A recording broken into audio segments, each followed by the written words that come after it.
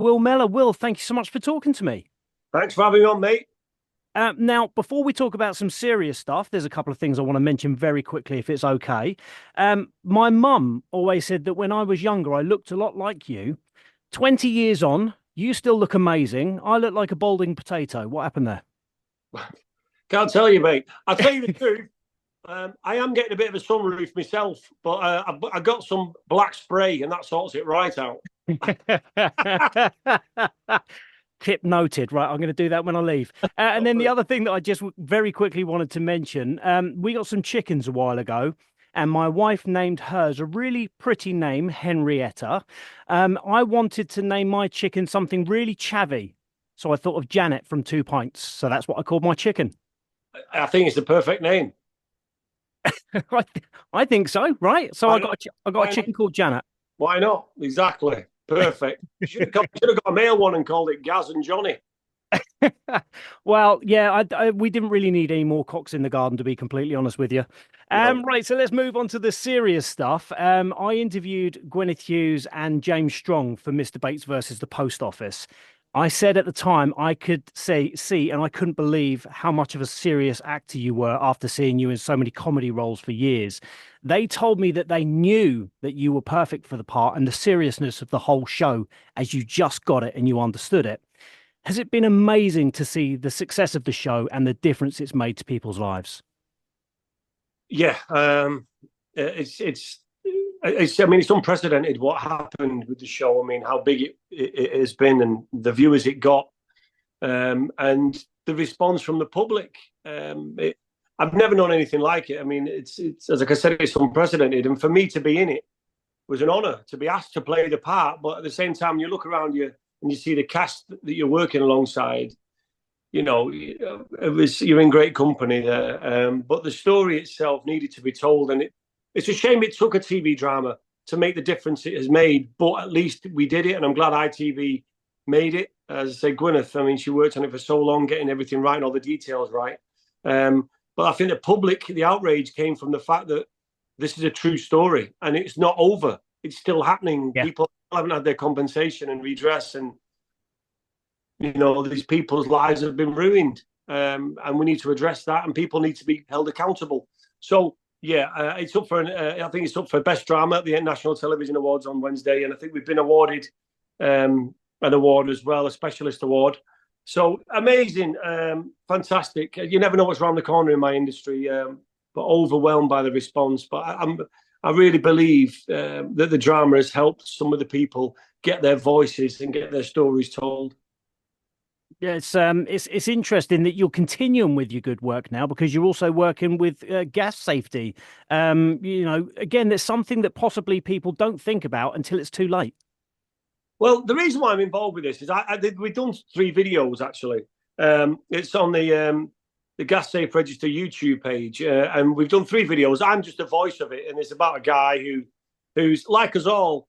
The gas always goes at the worst possible moment. You take it for granted, and then it's like Christmas Day. You put the gas on to start cooking, and the gas is gone. Well, in these videos, they're a bit more tongue in cheek, bit of fun. You can see them all on the Gas Safe Register YouTube page. But it happened to me. You see, I came back from holiday a couple of Christmases ago with the kids and the wife, and walked in the house, and it was like walking into the fridge. It was freezing cold. There was a polar bear sat in my kitchen. It was just the kids are looking at me going, "Dad, why is it freezing?" I'm like, "The boiler's gone." And it was late at night, and we had to sleep in coats and blankets and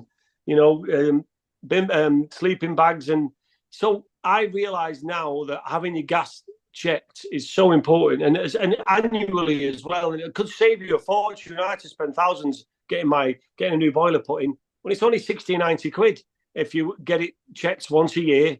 And also it's safety as well, because it's a silent killer, carbon monoxide poisoning. So you never know. When you've got kids in the house, better to be safe than sorry. But it's funny, isn't it? It's one of the things that, we don't think twice about taking the car for an MOT, do we? We don't even think twice about that. We don't think twice about taking ourselves for an MOT and getting ourselves checked out, where, like you say, the gas and the boiler has such a big impact on our lives. Why do we think about having that done? I think you just think, well, if it's not broke, don't fix it. I Yeah. think like that, and you bury your head in the sand. And also, you think have I really got to spend 60 and 90 quid on that? But it's one of them things. If in hindsight, I think that is the best superpower to have. Yeah. Hindsight, because if you know what was going to happen, nothing had ever happened to you, would it? Nothing bad had happened, but you don't, and you don't know what's around the corner. And winter is coming. I sound like I'm in the Game of Thrones, but winter is coming. We all know that's when the best time it is for the boiler to pack up and ruin your day. So yeah, Christmas is coming, winter's coming. So get your boilers checked. I mean, they probably had them off all through the summer, so you never know. Exactly. It is a good time for that. And I think the other thing is if you are caught in that last minute situation of it going down, you might be tempted to use somebody that's maybe not registered and maybe not got all the certificates that they should have. Yeah, you don't do that. Go to gassaferegister.co.uk and you'll find an engineer in your area that's registered and ask them to check. They'll have an ID card, a gas safe register ID card. So make sure you're not going to get ripped off and make sure they know what they're doing. It's really important. And I say it'll be 60 or 90 quid. But at least then you'll be able to relax over Christmas and through the winter and the winter months coming, because we know we have long winters in this country, to know that your house is going to be heated and your family's going to be all right. Yeah. I'm very lucky in the fact that a friend of mine is registered and everything else like that. So he pops around once a year. We make a cup of tea, we have a little bit of a chat. He wanders around, does all of his jobs for an hour, and then he's gone. It's no inconvenience whatsoever. Yeah, exactly. And as I say, it's always them things that when you need it most, that's when it'll go on you. And also, people are struggling for money at the moment, and replacing a boiler is really expensive. So now, when you're not talking about gas safety and you're not telling people that they should be on top of this, what are you up to at the moment? And I suppose the big question is are you coming back with another 2 Pint series? Well, I've got a new drama coming out on Monday the 9th, called The Teacher. Sheridan Smith did the first one. It's an anthology, so she did the first one. This is the same title, whole different story. Me, Emmett Scanlon, and Cara Toynton.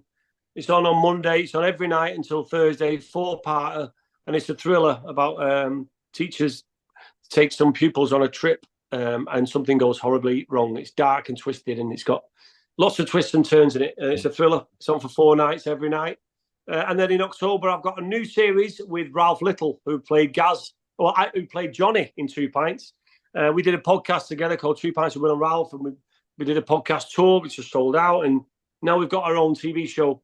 Will and Ralph should know better. We're going around the country, seeing what we know, what we can learn, how can we better ourselves, and getting up to all sorts and loads of. I mean, I can't tell you how much. And yeah, so that'll be out in October. So all you 2 Pints fans out there, something to scratch that itch, because sadly, we've got a script, but there's no 2 Pints in the future. I mean, I was willing to do it, so was Ralph, but BBC didn't want to make it. So what can I tell you? Well, maybe that might be the little nudge that they need. If this show really takes off, maybe that's the little nudge that they need to make that happen. But the repeats of 2 Pints are still getting massive views, as people are still watching the old ones. So I think that's why they wanted us on Dave as well, because Dave is a big channel for all them nostalgic shows and stuff like that. But the repeats, and that show, there's such a nostalgic feel to that show, because they don't make programs like that no more. I don't think they'd be allowed to.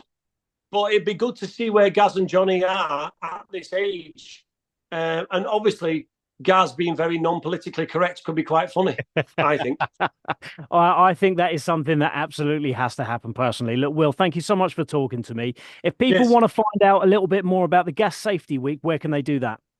Just go to gassaferegister.co.uk, and you can find out all your information on there, and you can book an engineer on there in your area. And it's really important. If you want to watch our YouTube video, just go to Gas Safe Register's YouTube page, and you can see the 3 videos that are on there. Well, it's been lovely talking to you. Thank you very much, mate, and enjoy the rest of your day. You too, mate. Enjoy your weekend. Lovely. Perfect. Nice one for that, mate. Cheers, pal.